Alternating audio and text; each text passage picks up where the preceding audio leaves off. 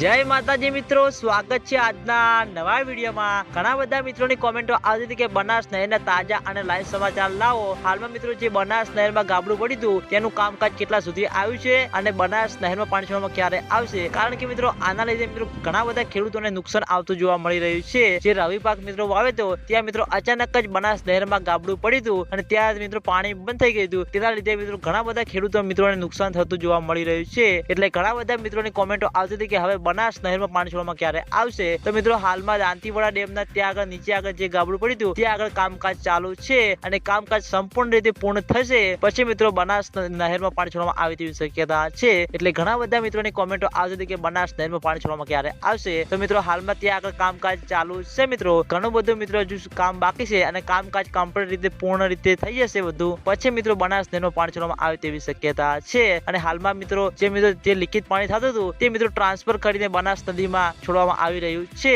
અને આજના વિડીયોમાં આટલું હતું। તમે બધા અમારી ચેનલ ઉપર નવા હોય તો સૌથી પહેલા વિડીયોને લાઈક કરી દેજો, કોમેન્ટ કરી દેજો અને ચેનલને સબસ્ક્રાઇબ પણ કરી દેજો। તો મિત્રો જય માતાજી।